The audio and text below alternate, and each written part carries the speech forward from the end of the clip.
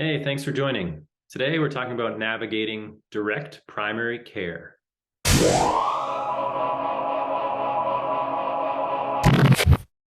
Hey, thanks for joining. Scott Townsend here from Simplifiu, and joining me today is Justin Chase from Breakthrough Pediatrics in Concord. Thanks for joining me, Justin. Yeah, thanks, Scott, for having me. Yeah, awesome. Wanted to get together with you today to talk about direct primary care. But before we get into that, can you tell me a little bit more about yourself and about Breakthrough Pediatrics? Sure. So my wife and I started Breakthrough Pediatrics in November of 2021. And that was only about 2 months after we learned about direct primary care. So for my wife, it was something that she was really looking for a way to have better relationships with patients and be more accessible. And we hadn't really found a way to make that possible in the typical insurance-based system. So my role at the clinic is helping her manage our new patients, our marketing, outreach, kind of all the things that you wouldn't expect a doctor to be doing in a clinic is what I try to handle. And her entire job is just to take care of patients and make sure that they have everything that they need. Awesome. Yeah, so when we talked about a month ago, I was fascinated by this direct primary care model. I hadn't heard of it before. So can you summarize what is direct primary care? Sure. Yeah, so in its simplest form, direct primary care is a direct financial relationship between a patient and their doctor, typically in this case, a primary care doctor, hence the name. Now, normally there's an insurance company involved in that process where they're, either approving or denying certain services or dictating how those services happen. And in the direct primary care model, that doesn't happen. It's only the patient and their doctor who are making decisions about how things work and what's happening. Usually this is done through a monthly membership, but occasionally it can be a fee for service model where a patient might pay a certain amount per visit.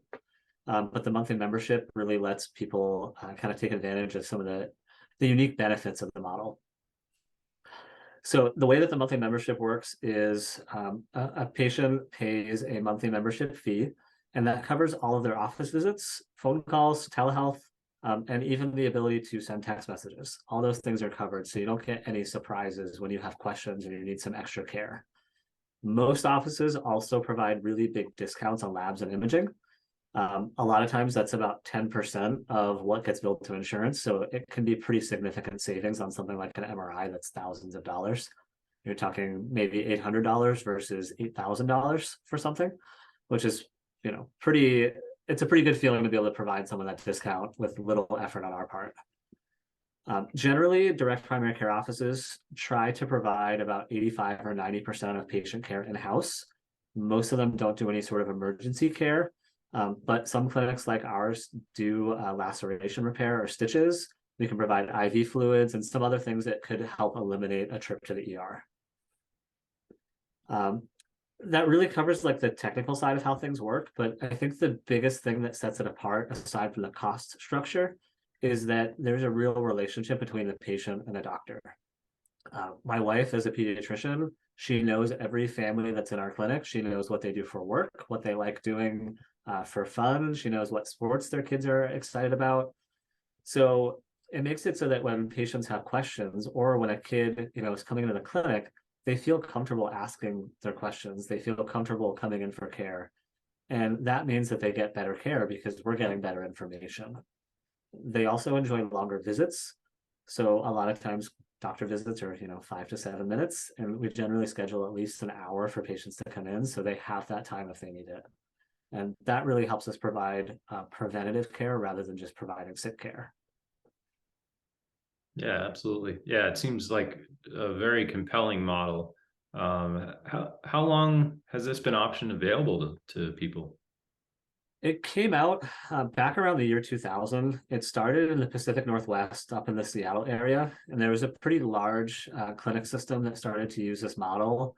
And although it ultimately ended up being not super successful because there were some challenges with scaling a model like this, some other doctors heard about it, and over the next like 10 to 15 years, they started getting states to legalize this as a specific type of care so that they would have protections. And initially, they were treated like insurance companies, where they were expected to put large sums of money aside in case anything were to happen. And so it didn't really work until states legalized direct primary care. At this point, I believe at least 32 states have laws in place to allow and support direct primary care clinics. And another 12 states have legislation that's pending or in progress, which means that in most places in the United States, direct primary care is now a legal form of care. And now there's actually several thousand clinics with more opening typically every month, if not more frequently. So I want to steer now some of the discussion to kind of comparing standard healthcare versus direct primary care. So kind of use myself as an example. So I have I have a high deductible health plan through, healthcare.gov, Affordable Care Act, ACA. So we have monthly premiums, and then we have out-of-pocket costs with every visit. For basically the full insurance cost until we hit our deductible. Then we have a copay, or rather co-insurance, where we pay like 15% of the insurance cost until we hit that overall out-of-pocket max for the year. So, a bit complicated. So that unpredictable nature of the costs, is that really the biggest difference between standard healthcare and direct primary care? It's certainly a huge piece of that puzzle. I think you just experienced the complexity of even explaining how the insurance system works, never mind actually using it, especially since every plan is different. I know in the state of New Hampshire, there's well over 400 different types of insurance plans that are available. And that means that every clinic has a hard time understanding what is covered, what's not covered. And I think that's why we often get estimates and they never match up with what we get billed 6 months later. With DPC, what we find is that the only time we really ever talk about billing is when we're enrolling a family, because at that point we explain how things work. They know that if they have a medication charge or a lab or imaging charge, it gets rolled into their monthly payment, and we can tell them the cost before we even provide the service, usually accurate to within $1 or $2. So it makes it a lot less stressful, and it makes it so that people aren't avoiding getting care for something that should be treated. I think that's something that families struggle with, is they put off an MRI or an X-ray because they don't know if they can afford it, and nobody can tell them how much it costs. So a DPC doctor who's spending a lot longer with a patient and also is able to tell them the cost of things and help them plan out those things, that makes a huge difference for families and for individuals financially, to understand what they're going to be paying and to be able to plan for that. Typically in DPC practices, a lot of specialist visits are also avoided because the patient's doctor actually has time to research things themselves or to reach out to other doctors who specialize in those things.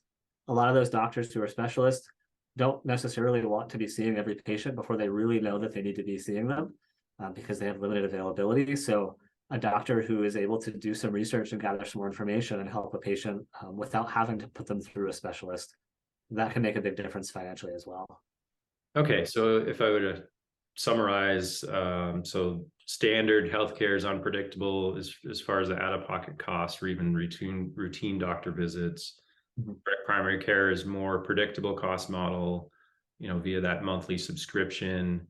And they also have many services that are either at cost or near cost, cheaper than standard insurance. Does that summarize well? Yeah, I think all of those are really accurate.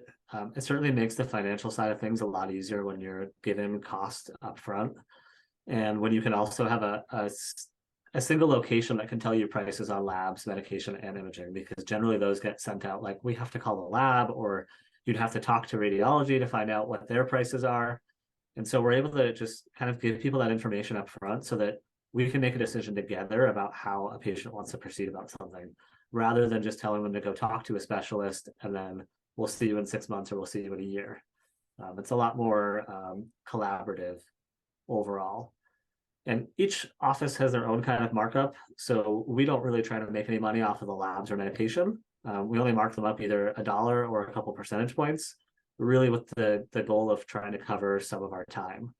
Medication expires, so every dollar that we make as a profit on medication is really just going towards expired meds that we weren't able to use in time.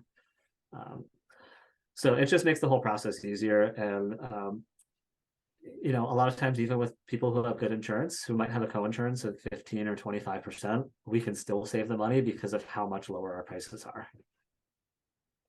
Yeah, makes sense. So, obviously, I break my arm or something, some emergency care type event that I'd go to an emergency room. But what types of things would I go to direct primary care for? It varies a little bit by office, but in most cases, unless it's an emergency where you're either calling 911 or you're already on your way to the ER, most DPC doctors are going to tell you to call them first, because they'd like to be able to help you either directly themselves or to make recommendations on how your care should proceed. Like, do you need to go to the walk-in clinic or do you need to go to the ER? Is it something that we could start to treat in-house? Or do you go directly to get x-rays so that we can look at them first before we send you somewhere else? Because DPC doctors generally have more time for freedom and to collaborate with each other, they don't always need to refer you to that specialist. So all of your normal wellness visits, sick visits, all of those things, you're going to go right to your primary care doctor, which is ideally your direct primary care doctor. Questions about other things, whether it's sleep or back pain or whatever it is, they're going to want you to talk to them first so that they can help you solve that problem, rather than just say, that's outside of my wheelhouse. Good luck. Here's a place you could call. Most of them don't work that way. In fact, most of them will go out of their way to help you. I've even heard stories about some direct primary care doctors raising money in their community to send their patients to go get surgeries at different parts of the country because the patient couldn't afford it, and that was the only way that it would happen. So that was one of the things that really got us into the whole idea of direct primary care, was hearing about these like crazy success stories about what can happen when a doctor really cares about their patient and has the time to do something about it. So really it comes down to, you would see your DPC doc for just about anything, and then if it's something that they can't help you with, they will help you find the right place so that it doesn't cost you a ton of money, and so that you can actually have that issue resolved. Oh, that's great. So being a money coach, I like to dig in on the money side of things as well. So can you provide some examples of like out-of-pocket costs for some things, in terms of standard healthcare insurance, out-of-pocket cost versus direct primary care? Yeah, absolutely. So it's always tough to determine the cost of specific services because, like I said, when you call most places, they can't even tell you what their normal costs are. So one of the tools that we use is the New Hampshire Health Cost Estimator, which I believe most states have at this point, where I think it's newhampshirehealthcost.gov. And you can put in a specific type of service, and it actually will tell you what the average amount that people pay across the state is. And sometimes they'll even give you by specific location. But other things like labs and imaging, we actually can see what would get billed to insurance. So as an example, a blood lead level test, which is required for kids at ages 1 and 2 because of how old the housing stock in the state is, we charge $4.75 for that. If it got billed to your insurance, it's typically going to be about $94.25. So even if you have great insurance with like a 15% co-insurance, it's still going to cost you more money than it would cost you to just pay cash through us. And we can draw the blood in the office, send everything out to the lab, and then get the results ourselves without you having to go through anybody else. So it costs you 3 times less, and you don't have to go anywhere special. We can do that during a regular wellness visit, which is pretty cool, and it makes it a lot less stressful for families. Another example would be a laceration repair. So if you got a pretty gnarly cut in your arm or in your leg or somewhere that didn't cause an emergency, but you really need to have that stitched up, typically emergency room visits, the bill for that is going to be between $2,000 and $3,000, and you're probably going to sit there for half a day. 6 to 8 hours is the norm at this point in the ERs around the state. But if one of our patients needed stitches, if we're open, they're going to come into the office. We're going to charge them cost of materials, which is about $25. And Dr. Watson's going to love doing it because she's great at stitches and loves to do it. So it's a totally different experience. One last example, I think we do stock, and most direct primary care clinics do stock medication. A 2-week course of antibiotics is usually less than $10 at our rates.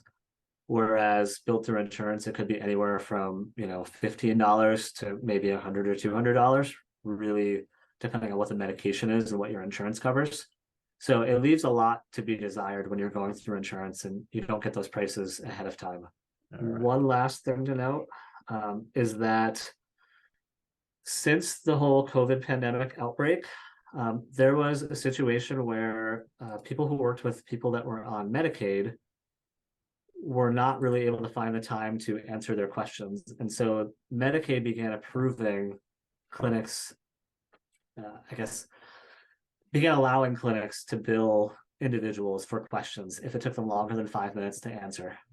So if you emailed your doctor with a question about your care and it took them longer than 5 minutes to answer, they can typically charge you between $50 and $65, and they don't have to notify you that they're charging you. So you'll get that bill in the mail after your insurance sees it.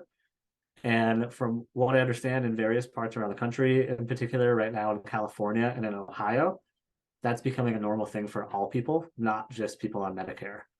So you may have 4 or 5 questions and be getting a $200 bill to have those answered. But of course, you're not going to get that for 6 to 12 weeks or longer. Just Wow. Yeah, crazy. that is crazy. So you summarized, gave examples of things that I would go to direct primary care for, but there are other things, other costs that come up, other situations, emergency room, that sort of thing that would require having some form of insurance, for that specialist or crisis. So I still need that type of coverage, right? Yeah, we definitely recommend that people keep their insurance or maybe make a slightly different decision about what level of insurance they have. At this point, it seems like across the country, the way that we view insurance is that it's supposed to cover something for everything. We expect it to cover a wellness visit, we expect it to cover something on a sick visit, and that's not how it initially worked. But I think those changes are some of the reasons why it's so expensive now. So we definitely recommend that people have insurance because something like a cancer diagnosis or a major accident, it's not something that we're going to be able to handle in the direct primary care setting, unfortunately. I wish we could, but there's just too much resource demand to be able to handle something like that.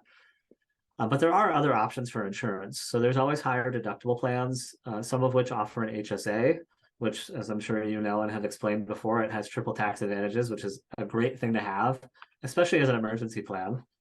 But the way that the marketplace is structured right now, to have a higher deductible plan with an HSA, it might not really save you that much money. For us this past year, we looked at insurance and I really wanted to have an HSA so that we had that flexibility. And it was only about $100 a month cheaper to have a plan with a deductible that was $6,000 lower, which is kind of mind-blowing. It doesn't really make sense, but I think because of the way that people are using their insurance and how things are getting billed, they really want people to have that higher level of insurance coverage so that it gets distributed across people.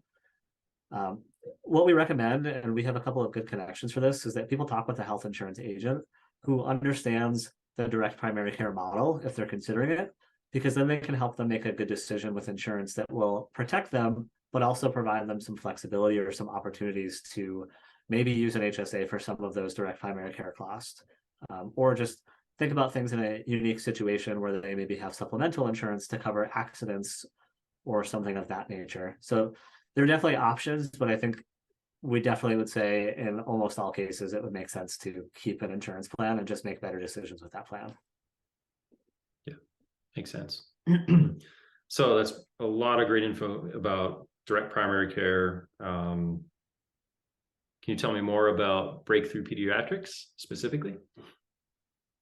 Sure. So we work with really kids of all ages. Dr. Watson will actually see kids up to, or I say kids, but adults up to age 26 if they have any sort of intellectual or developmental disability.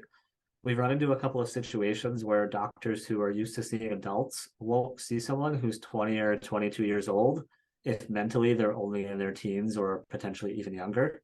So that presents some really big challenges for families where the pediatrician says, I can't see you anymore. And then the adult doctor says, I'm not ready to see you yet.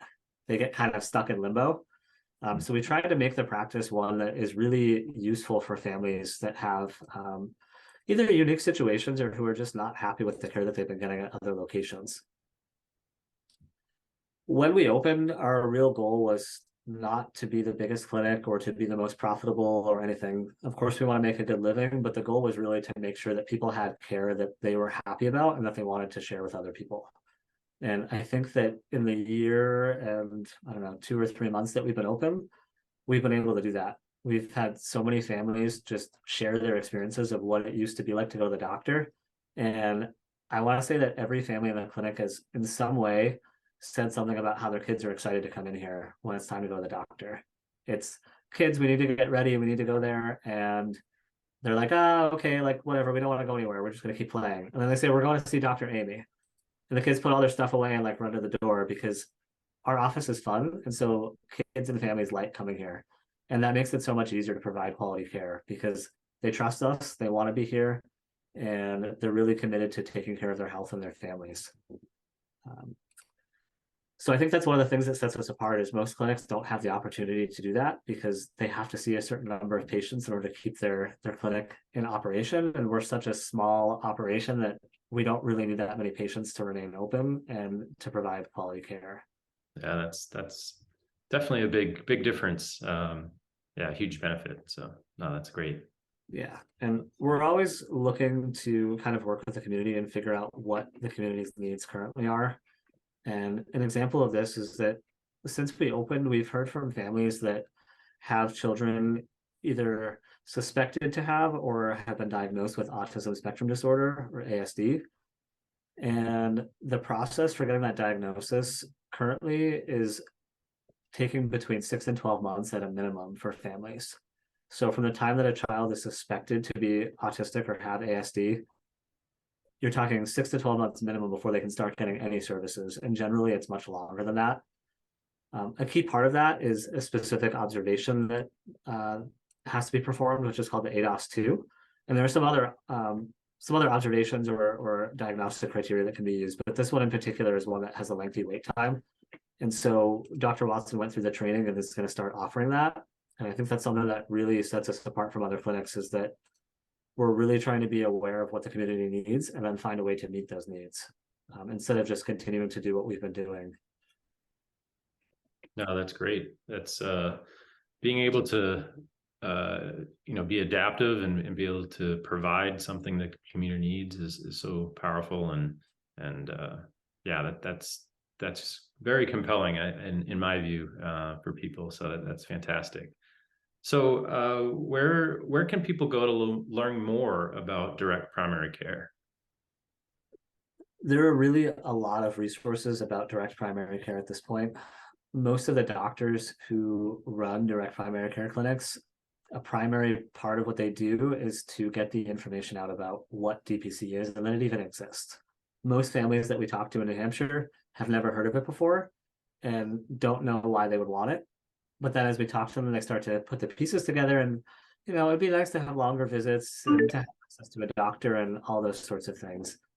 So our website has a lot of information. We tried to put kind of the basics of what direct primary care is, but a brief search will bring up a lot of information.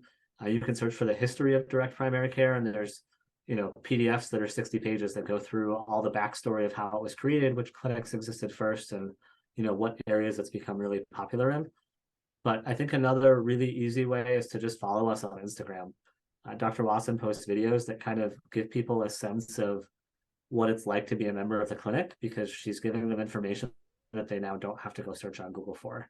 So what do I do when a kid gets a fever, or what happens when someone's sick and they need to come into the clinic? We tried to make it clear to people how that all works so that they can understand and use it to decide whether direct primary care is potentially a good fit for them. So what's the best way for people to reach out to you or to Breakthrough Pediatrics in general? Well, we pride ourselves on being accessible, and one way to do that is to make communication really easy for people. So even as a small office, we might not always be able to answer our phone, but we allow people to send us text messages. So if someone's interested in learning more about care or interested about coming in to take a tour, or even if they just want to talk to Dr. Watson about something quickly that maybe they just need a brief second opinion on, they can just send a text message right to our office phone number. They can always, of course, call us and they can send us an email, but text seems to be the preferred method for most families especially families with children, because it makes it so much easier. You don't have to worry about the background noise or any of those other things. And in most cases, I'm able to respond to those inquiries within an hour or two, depending on how busy the day is at the clinic. We also respond to those texts after hours a lot because Dr. Watson's available for patients anyways. So we use some of that time to get back and to get information back to people who have reached out. That's great. There's so many, just listening to you talk about this, there's so many compelling reasons to consider direct primary care. This is fantastic information. And yeah, I want to thank you so much, Justin, for your time and for joining me. Yeah, thanks for having me. I hope it was useful to people to understand that some other options exist around patient care and that some of them have clear costs and can help you make decisions based on those values. Yeah, absolutely. All right. Thanks again, Justin. Awesome. Thanks, Scott.